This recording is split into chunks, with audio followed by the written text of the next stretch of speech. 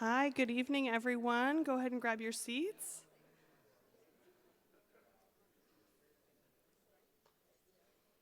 It's wonderful to see so many friendly and familiar and also new faces in person. I'm Max Potashnik. I'm the director of the Jewish Community Relations Council and Government Affairs at the Jewish Federation of Greater Seattle. And on behalf of the Federation, our JCRC, and Temple to Hirsch Sinai, it is my pleasure to welcome you to this evening's talk between Yossi Klein Halevi and Rabbi Daniel Weiner. The Federation works to create and support a vibrant and thriving Jewish community here in the Puget Sound. The Jewish Community Relations Council, recreated almost 3 years ago, is the public affairs arm of the Federation. Your Federation's JCRC convenes and mobilizes our community in times of need, educates and advocates on issues of vital concern, and works to foster positive and meaningful relationships within and beyond the Jewish community.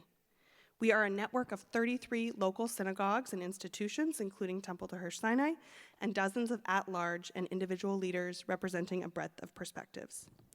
Tonight's program is just one of the ways your Federation and our JCRC and Temple to Hirsch Sinai are invested in strengthening connections and deepening understanding across the Jewish community. The themes that Rabbi Weiner and Mr. Halevi will delve into this evening are of deep significance to our people: the safety of Israel, challenges facing its democracy, and the similar and different ways Israelis and American Jews are meeting and experiencing this moment, Israel at 75.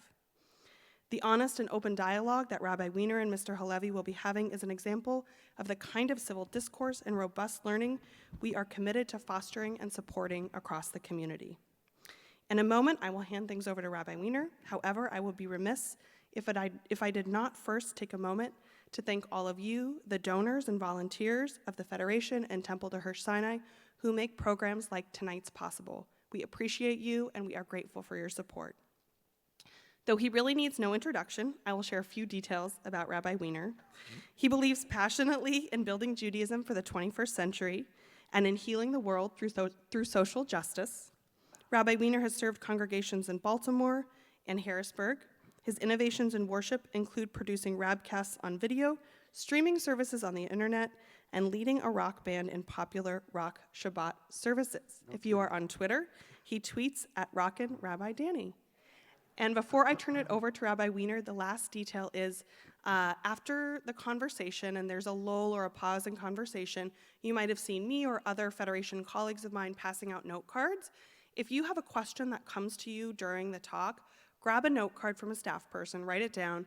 We're going to be collecting them as they come in so that we can sort through them and try and figure out what the common themes are and make sure that we can address the topics that are most important to you.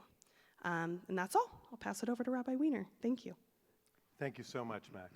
It really is an honor and a pleasure to share this evening with you in conjunction with the Federation and the JCRC.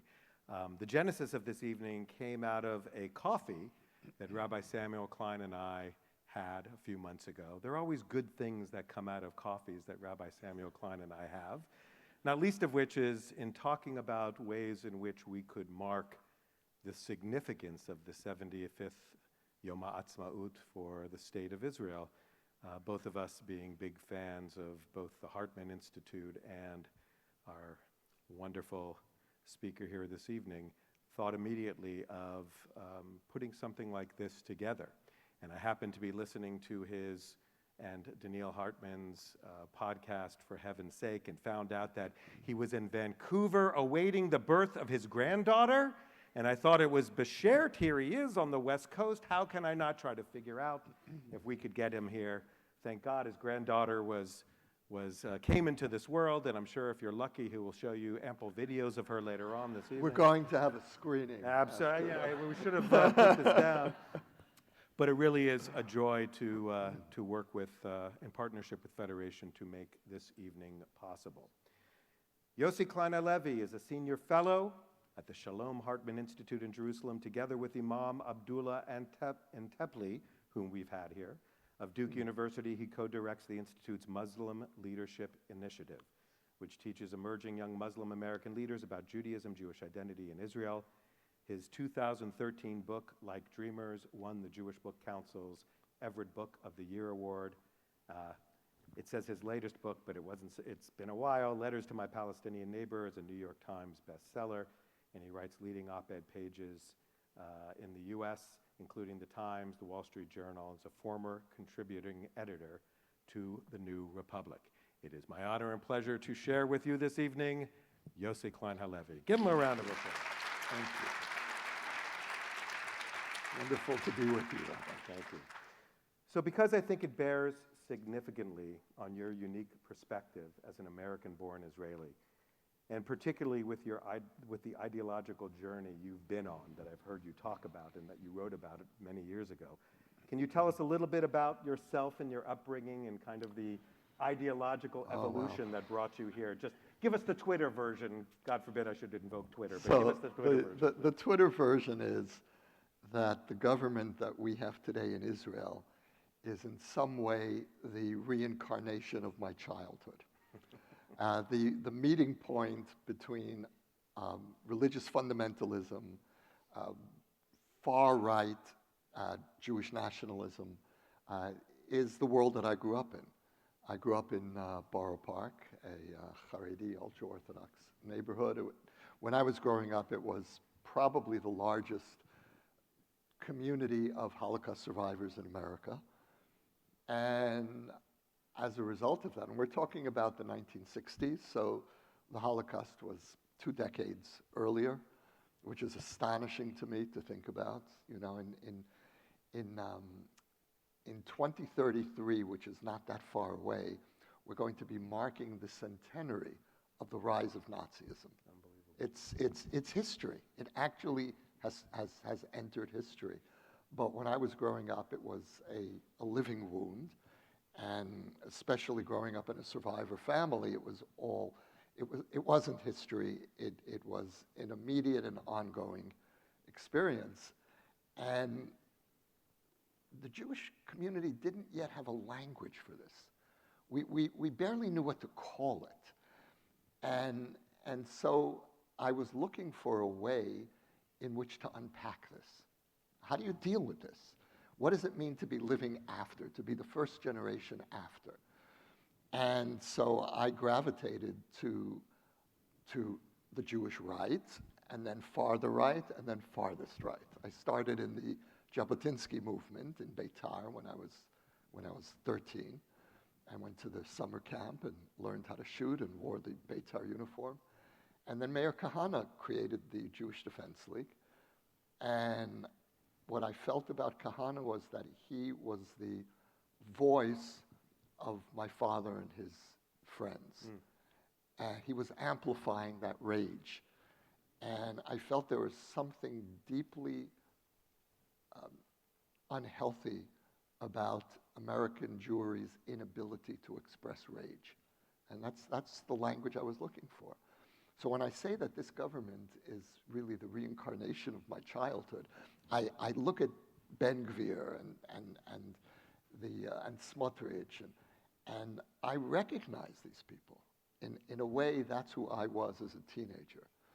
And that doesn't give me any comfort. It actually terrifies me.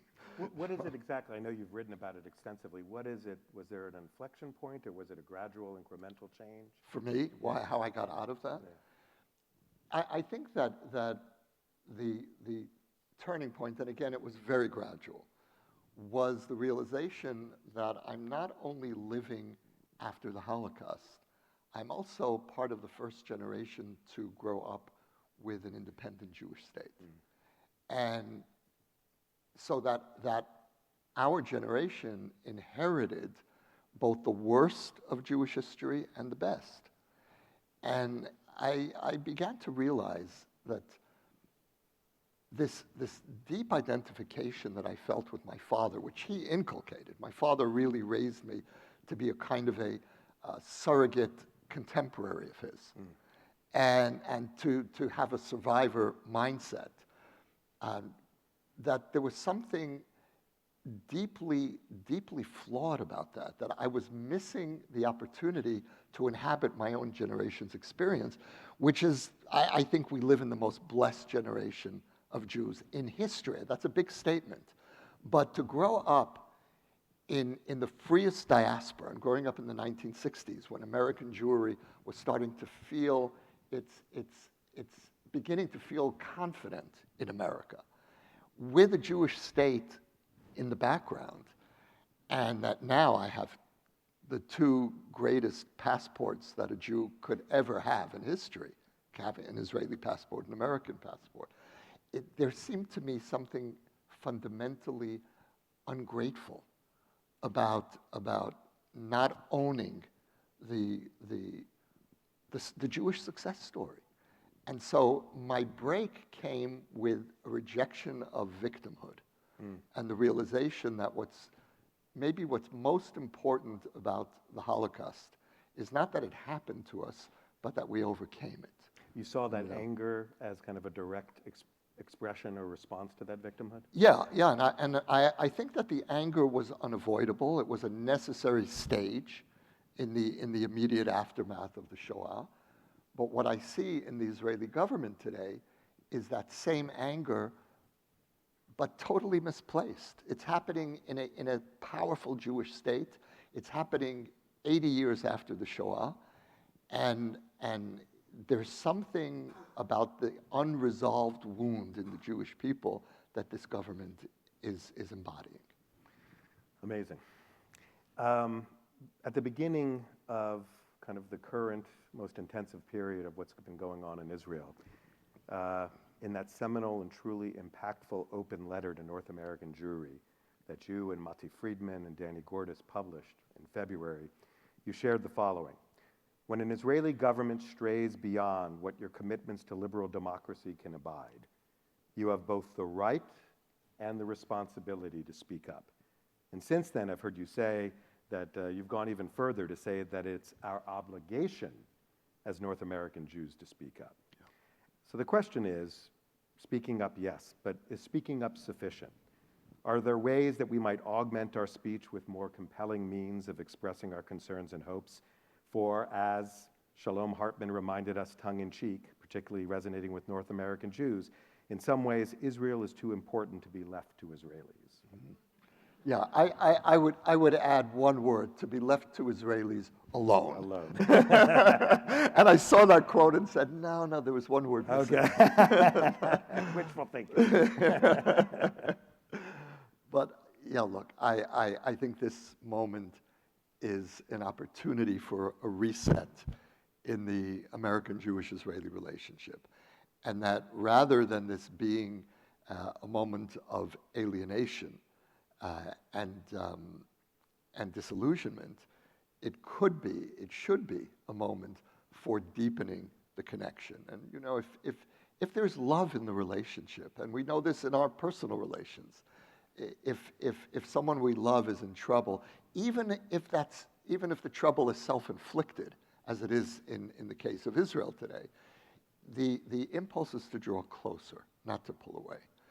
And so I'm really appealing to the core of the American Jewish community, the core that places the Israeli and American flags on the bima, and has been so loyal to Israel all these years, to take this one step deeper.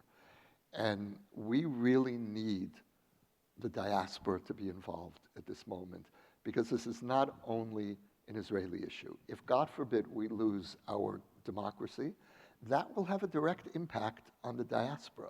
It will have a direct impact on how American society views the Jewish community. If we're not a democracy anymore, what do you do with the flag on the bima? There are really serious questions here, to say nothing about young American Jews and what happens to their relationship, which is already, as we all know, increasingly tenuous. So that's in terms of the democratic issue. But there's another issue that's playing out in Israel, which is the Jewish identity of the state. And I think that that's coming up next. I think that's going to be the next assault by this government. The law of return. The law of return, and trying to constrict the definition from the much more expansive classical Zionist definition, which is that Israel is the state of the Jewish people. And we don't examine Jews with a microscope. And the law of return is the most expansive definition of Jewish inclusiveness that we've ever had in our history. And the Orthodox community, or the rabbis, the politicians, have been aiming at this law for decades. For a long time. And now they have a government that could be amenable. So that's an issue that will directly impact on the diaspora, who will be eligible for entry into Israeli society.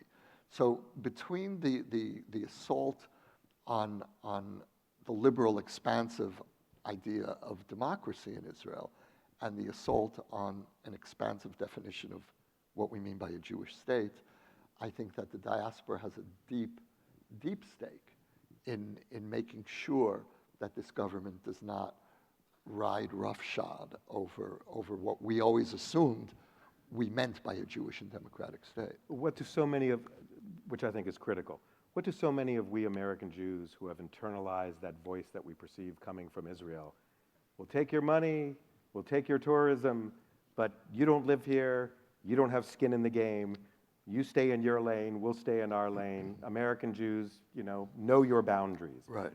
How do we deal with that self-imposed constraint that we've heard for decades? So I think a few things. First of all, there's something disingenuous about the ways or the messages that Israelis have been conveying to American Jews all these years. If you support my team, my camp, we're very happy to have you involved, to have your financial support for my camp, your political support. That's not intervening in Israeli internal affairs. That's just supporting Israel. But God forbid if you support the other camp, how dare you? Know your place, as you put it. And I also think that there's something deeply disingenuous in defining yourself as the center of Jewish life, which Israel does, and I think justifiably, and defining ourselves as the state of the Jewish people, and then telling the Jews, the diaspora Jews, no, you don't have a right to even be heard. Now, I'm not obliged to adopt every criticism or policy suggestion from diaspora Jews, but I am obliged, if we're going to have a real relationship, to, at the very least, hear what diaspora concerns are. And now I'm in a position where I feel the thinness of the relationship, because I'm looking for the Jewish hinterland to be supporting Israeli democracy. And we've sent this signal for so many years to the diaspora, keep out, keep away. And so, understandably, diaspora Jews are doing what we told them to do all these years. But we need to change the ground rules. And you can imagine it's additionally galling when a right-wing government like the current government cares far more about pandering to evangelical Christians in this country than it is listening to American Jews. Yeah, I think that one of the sins that Netanyahu has committed against Jewish peoplehood is to show blatant disinterest in liberal American Jews and throw his lot in with evangelicals. Now, I'm grateful for evangelical support. I have to say that. And I'm grateful for support for Israel that comes from almost anyone. I have some red lines, but I'm grateful. I am grateful for that support. But why posit one against the other? And my core is the Jewish people. And if I give up on that, then what does it mean to have a Jewish state? And then Netanyahu has the gall to call himself the prime minister of the Jewish people when he's effectively writing off half of the Jewish people. So there's something so deeply distorted in the relationship that desperately requires some rethinking. And again, I feel that if we use this moment wisely, we could really begin to change some of the basic premises of the relationship. And it's not going to work anymore. And if American Jewry is basically divided between two two camps on Israel. One is uncritical support, and the other is relentless criticism. Where's the nuance? We in Israel never speak that way about Israel. And so I'm looking for partners in anguish. I'm looking for partners who will be able to share with me all of the dilemmas and contradictions of Israeli life, some of which are an unavoidable consequence of Israel as an ingathering of Jews from every conceivable place and idea and ideology, and some of it are problems of our own creation. So many of us really enjoy and have followed the For Heaven's Sake podcast religiously, I'm really so glad. to speak, absolutely. And particularly over the last few months. I have the deepest respect for Daniel Hartman. He's spoken here and welcomed him to our community. However, I resonate personally much more with your skeptical concerns about trusting the intentions of the criminal and corrupts in the Netanyahu administration, and feel that Daniel's optimism is a bit naive, like bringing a pillow to a knife fight. What drives your more skeptical sense of hopes for some grand bargain with this government? Well, I think that, Daniel and I talk about this a lot. We can trace this in part back to our families, back to our fathers. Daniel and I were both raised by very assertive Jewish fathers. Daniel's father was Rabbi David Hartman, the great philosopher, the founder of the Hartman Institute. And we were both raised by strong Jewish men who had an opinion on everything and who knew they were right about everything. But in my case, excuse me, the upbringing that I had was the ground of my upbringing was profound skepticism about everyone and everything. And that was my immediate Holocaust legacy. Don't trust anyone. Everyone lied. Everyone betrayed us. We now know that the story was a little bit more complicated than we told ourselves in the immediate aftermath of the Shoah. We weren't completely alone. It certainly felt like we were alone, but we weren't completely alone. And my father, for example, was saved by a Hungarian non-Jew. And he raised me with this intense mistrust of the non-Jewish world. And I always wondered, well, where does that, how does that guy fit in? And so that was also part of growing out of that world. But the legacy that I inherited from my father was if you suspect someone of ill will, of bad intentions, trust that. And so that remains my starting point, certainly in relating to this government, which I think is a government it's a coalition of the corrupt and the fanatic. And that's really this coalition. So, and the other thing I think that's different from Daniel and I is Daniel is responsible for one of the Jewish world's most important educational institutes. He's carrying a lot on his shoulders. And he's always thinking about what's the next program we have to do. And so now he's thinking about how do we start healing the wounds in Israeli society. So I wouldn't say so much naivete as goodwill, and as it's expressed institutionally. And fortunately or unfortunately, I only represent myself, and so I can be as curmudgeonly as I need to feel I need to be. So delving deep into your catalog of greatest hits, so many of us were inspired by a piece that you wrote, Passover versus Purim Jews. I've used that metaphor in your name many, many times, and particularly the need for an American Jewish appreciation of this paradox or this tension. And you concluded that piece by saying, the goal is to create multidimensional Jews capable of holding more than one insight about Israeli reality. It is to translate the centrist Israeli ambivalence into American Jewish discourse. How might this important lens on Israeli society help American Jews to better understand the current moment?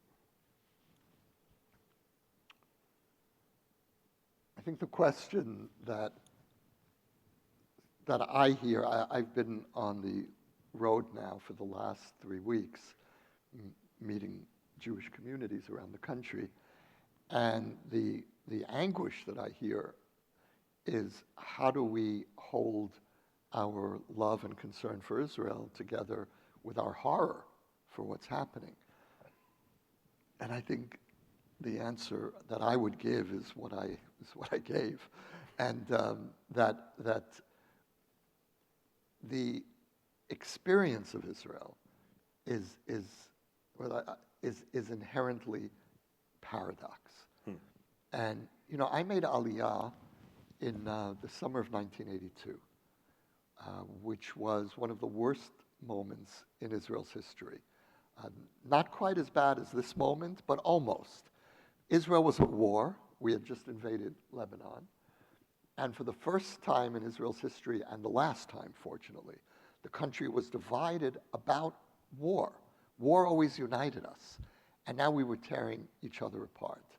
And to join the Israeli story at one of the lowest points in our social solidarity was a very useful educational experience. And because it taught me to have no illusions. I'm entering into a really complicated reality. I didn't have that starry-eyed period that immigrants who, for example, who made Aliyah in 1977 or 78 when Sadat came to Israel, had. And so this is a similar period like that. And when you have a 40-year perspective about Israeli life, you're able to see the trajectory of the roller coaster. And there have been so many highs and so many lows in the last 40 years that what's required for a relationship with Israel is to recognize how fluid Israeli reality is. Look, 6 months ago, we had the most pluralistic government in Israel's history, the most hopeful. And we went from that experience to the worst, most homogeneous government in Israel's history. Literally overnight, the country flipped and became Welcome to our its 2016 opposite. reality So- here in the United States. True, but in Israel, it's so intimate, and it feels like there's no margin for error. First of all, we're all on top of each other, and you can't really escape those parts of Israel that you find so problematic. You're always up against all parts of Israel. And we're surrounded, as we're experiencing literally these last few days, we're surrounded by genocidal enemies. And so, what you went through in this country, and I don't minimize it, you were still somehow able to endure it as horrific as it was, and hopefully not will again be. But there was still, what I felt when I would come to America during the Trump years, there was still some room to maneuver. You could still, there was some breathing space. We don't have breathing space in Israel. True. Continuing my deep dive into your works here, your book, Like Dreamers, which I listened to as I climbed Aspen Mountain, as it really helped me get to the top there. It saw in the iconic generation of 67 soldier redeemers of Jerusalem the seeds of the political, cultural, and religious divides in Israel. Do you see a through line from that moment to the one that we're in right now? It's interesting because in some ways the Six-Day War, the weeks before the Six-Day War, those weeks of dread, anticipation, fear, through the war, and then the summer of 1967, which was the first time I visited Israel. And I was 14, and that was the happy ever after ending of Jewish history. That's what Israelis actually thought. Mashiach. And yeah, and either literally Mashiach or figuratively. This is Zionism won. There are no more wars. Nobody's going to mess with the Jews anymore after the Six-Day War. And so the experience, what I remember most about the summer of '67 was this intense feeling of family. And everyone felt that everyone had participated in whatever way in the victory. It belonged to everyone. And that intense sense of pride, people also couldn't quite believe that this had happened. And I remember the gifts that I got from all my Israeli relatives, many copies of the album of victory songs, the victory photographic albums, and they all said to me, "Bring this back to the Jews in America. Show them," as if no one had heard yet about the Six-Day War. And it was a very provincial country, but really a sense of family. And what we're experiencing now is the mirror image of that sense of family. Israel is tearing itself apart. And that the most minimal sense of social solidarity is being put to the test today. So in one sense, what we're experiencing now is antithetical to 1967. In another way, you can look at '67 and clearly see the seeds for what went wrong. The hubris, certainly the settlement movement, the extreme nationalism, the meeting point between religion and nationalism, which until 1967 was muted. The religious Zionist community was one of the most moderate, politically moderate, and religiously moderate communities. They were labor supporters originally. They called it the Historic Alliance, which was the alliance between religious Zionism and labor Zionism. And when I was growing up, Bnei Akiva, which was the religious Zionist youth movement, was socialist. They had a sickle on their little emblem, the patch that they wore. And today, of course, Bnei Akiva is one of the forces, the avant-garde, really, for the settlement movement. So religious Zionism began to change drastically in 1967. And so looking back, we can really see a lot of what went wrong happening at that peak moment of euphoria. And now we're trying to pick up the pieces.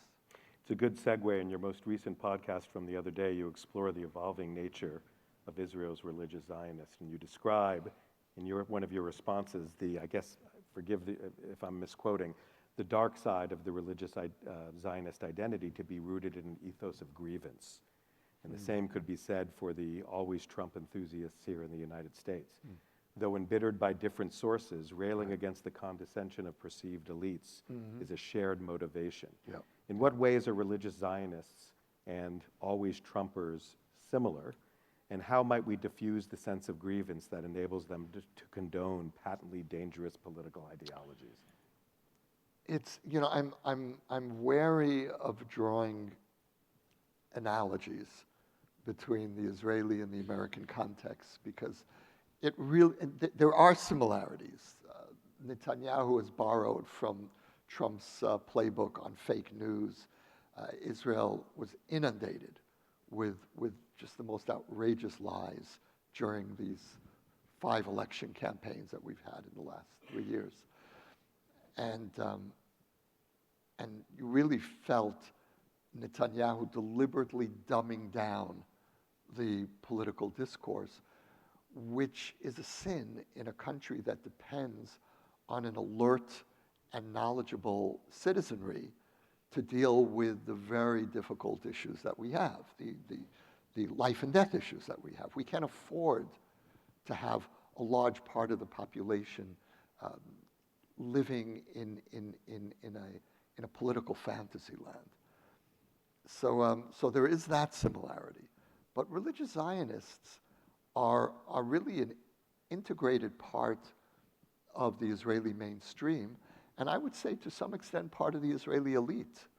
You know, it's the resentment that you have among religious Zionists has a very specific moment, and that was the unilateral withdrawal from Gaza in 2005. That's the open wound that Smotrich speaks about and Ben Gvir. That was the moment where they felt that the state betrayed the land. The state of Israel betrayed the land of Israel. And the al-chet that I do, the atonement, the confession that I feel those of us who supported the unilateral withdrawal need to do, is not atone for supporting it. I am deeply grateful to Sharon for extricating us from Gaza. Now, Only he could have done it. Only he could have done it. Sharon built, Sharon dismantled. He giveth, he taketh away, and he was able to win the trust of the Israeli majority, and so the fact that we're not ruling over 2 million Palestinians in Gaza is really a blessing for Israel. It means that every so often we're going to have the kind of skirmishes or conflicts like we're having now. But we knew that. We knew when we were leaving Gaza, we're not, Gaza we're not leaving to Europe. It's there. So, and I think that that's a trade-off as hard as it is. I think it's the right trade-off, that to externalize the conflict with Gaza rather than internalize it and having it inside the state of Israel. But the confession that I feel, or the apology that we owe religious Zionists, and especially the people who were uprooted, is we didn't show the most basic solidarity with them. These are people who went and built settlements, thriving communities, with noble intentions. They were sent there by successive Israeli governments, by labor, as well as the Likud. Labor first started building the settlements. Mm-hmm. And they went as pioneers and as representatives of Israeli society. And then we just threw them out of their homes. We stuck them in trailers. Many of the families disintegrated. There was widespread unemployment, a very high divorce rate. And we did what we always do in Israel, which is we move on.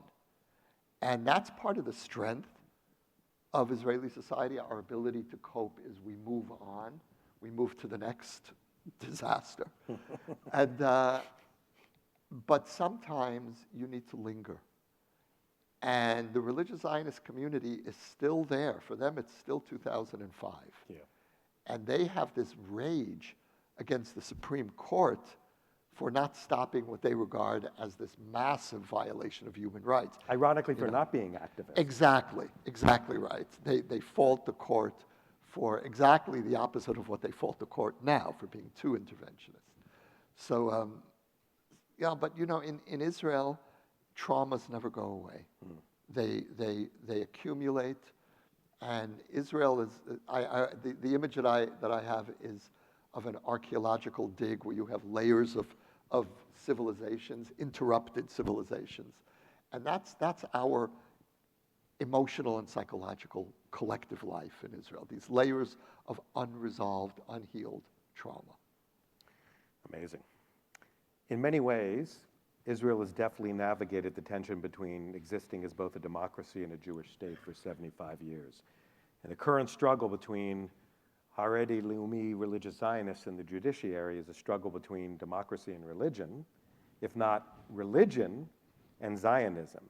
How do you think this conflict can be resolved, particularly the one between those who claim to be religious Zionists and those who seemingly reject the nationalism, the statism of what it is, what Zionism is at its core? Do you mean the alliance between the religious Zionists and the ultra-Orthodox today? Yes, and particularly in terms of, and I think you characterized it as the distinction between those who resonate with the concept of Jewish peoplehood and those who feel that Judaism itself should supersede that. So I think that one of the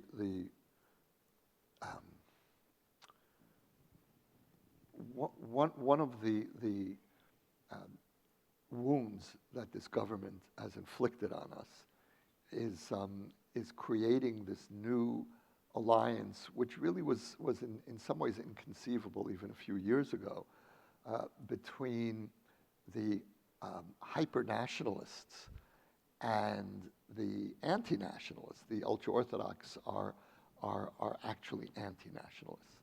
And that's expressed in many ways, but most obviously in their refusal to participate in the defense of the country. The mere workings of a Jewish state doesn't interest them. They leave that to others. So I think that what's bringing these two communities together is, I hope, is really a temporary alliance of convenience. And on bottom, the religious Zionist community is very uneasy about the ultra-Orthodox self-exemption from Israeliness. And because the religious Zionist community has taken on, in many ways, the role that the kibbutz movement had a generation or two ago in the defense of the country. Something like 30 or 40% of junior officers in combat units are religious Zionists, and they're about 15% of the society. So I don't see that alliance as being stable. There are many religious Zionists who agree with those of us who are on the streets on the issue of ultra-Orthodox exemption. In terms of the court, there's also something very strange happening here, because until a few years ago, not coincidentally, until Netanyahu became entangled with his legal issues, the Likud, for example, was a normative liberal democratic party. Now that may sound hard to strange. believe. That may sound strange to American sensibilities, but the Likud was a liberal nationalist party. And in Israel, that was not a contradiction. Menachem Begin was a Democrat. In 1979, it was a very famous case in Israel. Begin was prime minister, and the Supreme Court ruled against his government on an issue of building a settlement, which turned out to be on private Arab land, and the Supreme Court told the government, you can't build this settlement. And Begin's coalition was shaky over this issue, and Begin calls a press conference and he announces with pride, Yesh Shoftim B'Yerushalayim. There are judges in Jerusalem. And this was, we used to have prophets in Jerusalem, now we have judges. And they need to be treated with reverence. That was Begin. And that was normative for the Likud. And the same was true for religious Zionism. The ultra-Orthodox always opposed the secular court as being an alternative or competing source of authority to the rabbis, which is true. The court will take on rabbinic decisions. And so the ultra-Orthodox have always been hostile to the court. Not so religious Zionists and not so the Likud. And so Netanyahu has created this artificial coalition. And I say it's artificial because if you look at the polls, you see that this government is in free fall. It's down now, in the latest polls, from 64 seats out of 120 in the Knesset to 48 to 50 if elections were held today. Now, I have never seen that kind of rapid decline.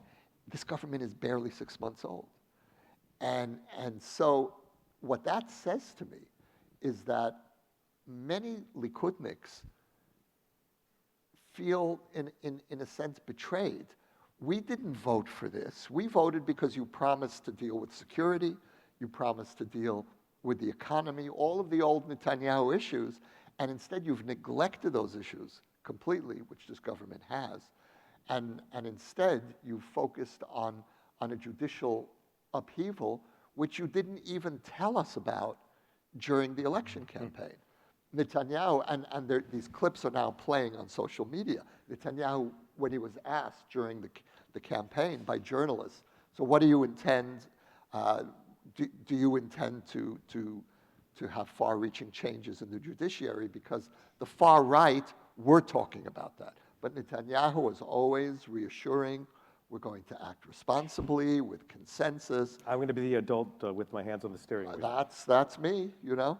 And then literally the week that he put his government together, he went right for the jugular.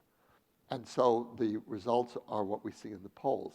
So I don't think that this coalition, in any of its components, is stable in the long term. And I am hopeful in the long term that this is going to fall apart. The question is, how much damage will they do in the interim? Absolutely. Before I ask this last question, if we can bring someone who's been collecting some cards and curating some questions, if we can bring them up. Again, forgive the gross analogy, but like the post-Roe political landscape here, the post-judicial coup attempt landscape in Israel has activated the center-left, the moderate middle, and the disaffected young in unprecedented and transformative ways. We here hope to ride that wave of reaction into a movement. Would you say that the same seems likely in Israel? Absolutely. It's already happened.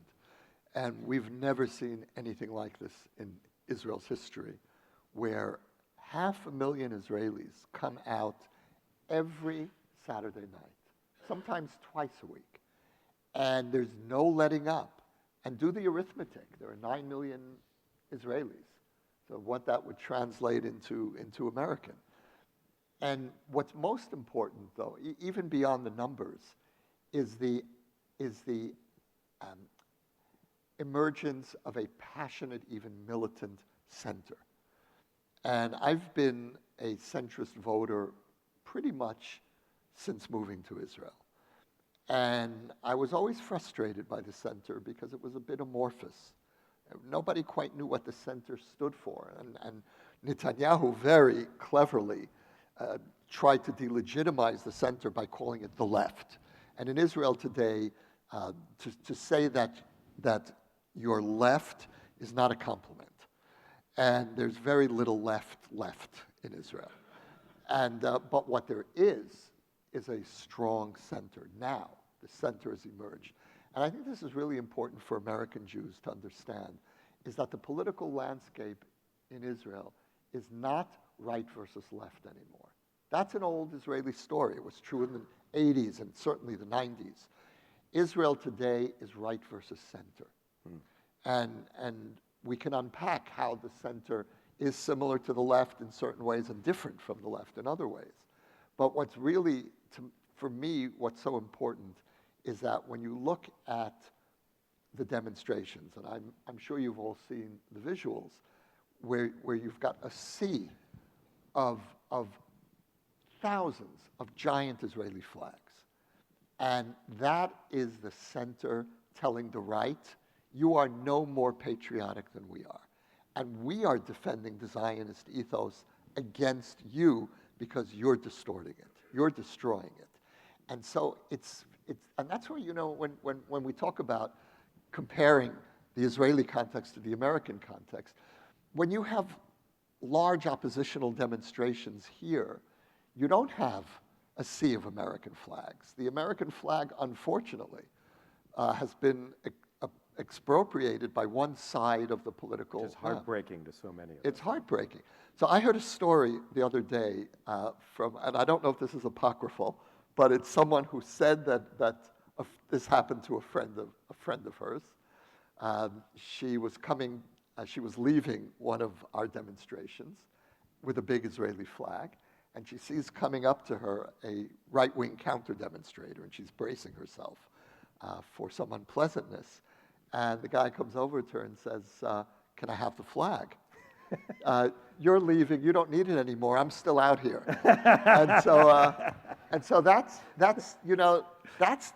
a great story in what it says about Israeli patriotism, that the flag belongs to both sides, but it is truthfully not a representative story about what's happening on the streets. There isn't this warm feeling of, well, we're all holding the flag together. That's not Israel 2023. I love the story anyway, whether it's true or not. And so the hope that I feel here is that the center did not allow Netanyahu to delegitimize the protest movement. This is coming from the deepest place of Israeliness. And I think we're going to see, and this is going back to your question, I think we're going to see the emergence of a new generation of political leaders in Israel. And I could name people now who I didn't know existed 6 months ago because they were in high tech or in academia. But what's happened is that this moment has galvanized a whole group of very talented young people who have taken open-ended leaves of absence from their high-tech companies or their academic positions to devote themselves full-time to this. And there's something of the Israeli mindset of miluim, of reserve duty. And they speak about this as this is civic reserve duty. Wow. And you know, when Israel is at war, you don't, if you're in the reserves, you leave your job, you go to the army. You don't ask how much longer this is going to last. That's the spirit on the streets today. And I don't think Netanyahu could have ever imagined that this is what he would stir up. And honestly, I don't think we ourselves understood what we were capable of. I think we've really surprised ourselves, not just by our passion, but by our consistency. And that's why I say, without a sense of bravado or trying to end on an up note, I really believe that we're going to win. In some sense, I think we already have. Wonderful. Oh, please, thank you. That's a good note. Just going to take a couple questions here, curated. Thank you, Max, so much. I appreciate it. Given how difficult the issue is within the Jewish community, how can we productively discuss it with the non-Jewish community? And how can we mitigate the weaponization of this as fuel for anti-Semitism? It's a great question. My strong sense is that the democracy movement has been a blessing for Israel also in terms of Israel's image in the world. If we didn't have that, and all we had were Smotrich and Ben Gvir and the ultra-Orthodox and a corrupt prime minister on trial, what would our image be like? And one of the Israeli journalists said recently that he was talking about how proud he is of Israel. And you know, journalists, I worked for many years as a journalist, so I can say this, we're a very cynical bunch. And that's also a difference between Daniel and I. I was a journalist. And yet you hear Israeli journalists speaking about this protest movement with such profound love and pride. And so this one journalist wrote that if you look at countries that transitioned out of democracy and into autocracy, Hungary, Poland, Turkey, India, there was nothing like the protest movement that you see in Israel. And he said that Israel, in this sense, this protest movement has been a light to the nations. This is what it looks like when you have a nation that cherishes its freedom. And I think something historic is happening in Israel. So I think that how we talk about this is a struggle that's happening everywhere. The struggle between democracy and autocracy. And in Israel, we're putting up the fight of our lives. And I really do think it's an example. And it's an example in another way as well, which is what you find on the streets. And this is an extension of what I was saying before about owning the Israeli flag. What you find in our demonstrations is a mixture of deep anger, even rage, and love. I feel so much love around me for Israel, so much anxiety. It's almost a parental anxiety that you feel on the streets. And the slogan of the demonstration is one word, one Hebrew word, busha. Busha means shame or disgrace.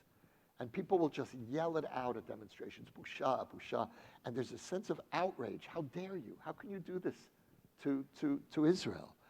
And that's really an extension of waving the flag, that you are disgracing the flag. And you claim to be hyper-patriots, but you actually are scoundrels. And we are going to save the flag from you. That's what's happening. And I think something of that needs to be conveyed, that what's happening on the streets in Israel today is an affirmation. It's not an opposition. We are holding up the Zionist ethos from those who are desecrating it. There's a question here. You've been inviting us to, you and others have been inviting us to speak up about the democracy issue. But there seems to be a message, not necessarily from you specifically, but more broadly, that while we should speak up vociferously about this, we should be quiet about the other issues that concern us. The bulldozing of houses, the occupation, religious coercion. Don't we still have a right to speak up about all the issues that concern us, not just this one? No, not a right, a responsibility. Now, I may not agree with all of the criticisms, especially that come from the American Jewish left, but if I'm going to take my principles seriously, then I have to make space for diaspora, of diaspora voice on a whole range of issues. And there are Israelis who make a distinction between security issues in which diaspora Jews don't have a stake, and other issues, for example, Israel's identity and how Israel projects in the world, which will affect diaspora Jews. Emotionally, I understand that distinction, but if we're talking about establishing principles, then I have to own up to the Zionist premise that we are all citizens of the Jewish people, and Israel is the great project of the Jewish people, and all Jews have certainly the right, and again, I would go farther and say the responsibility to speak up if you feel something is being done wrong. My only appeal to American Jews would be, don't have a relationship with Israel that's only based on criticism. Yes. Because that's, in the end, that is not emotionally sustainable. You can't, just as in our personal relations, if all you're doing is criticizing your child, you're not a good parent. And so criticize, and criticize strongly, but also affirm when Israel is being attacked, stand up for Israel. That, there's no contradiction. I mean, for me, I feel that in protesting, I'm holding up Israel. In the same way that when I go on a campus and I defend Israel against charges of apartheid, I don't feel there's any difference in either mode. Absolutely. I mean, listen, the ultimate, the most authentic critique is a loving critique, Yes. because you care enough to do Yes, so. right. We'll do one or two more interesting critiques. Speaking of critiques, the word Palestinian hasn't been uttered once tonight. What does that mean? You wrote a book on this. What do you think? Yeah. It's my fault for not directing us into those areas, but there seem to be some more imminent and immediate It things. means I have to talk work on my self-promotion. about. And what it means is that we are in a state of emergency right now. And the coming months, maybe the coming weeks, will determine the fate of Israeli democracy.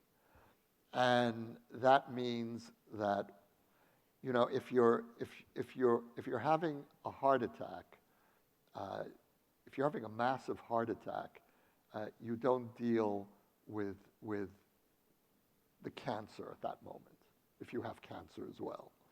And I feel we're going through, I don't really like those metaphors, but nevertheless, you understand what I'm trying to say.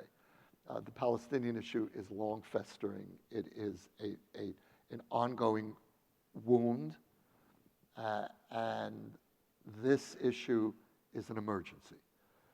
And to try to conflate the occupation with the Supreme Court issue is to guarantee that we will lose, because the Israeli public today has very little patience for and I say this with profound regret, for a conversation on the occupation.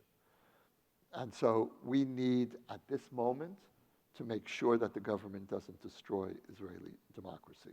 And let me say a word about Israeli democracy in relation to the occupation, because one of the understandable critiques of the Israeli democracy movement is, well, you're out there defending democracy, but can Israel really claim to be a democracy because of the occupation?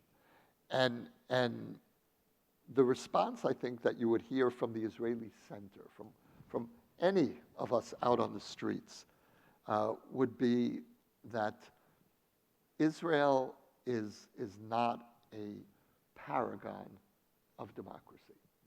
And we're not because we can't be. We're in ongoing security threats. This is a nation that was born in war, that has known war in one form or another throughout our history.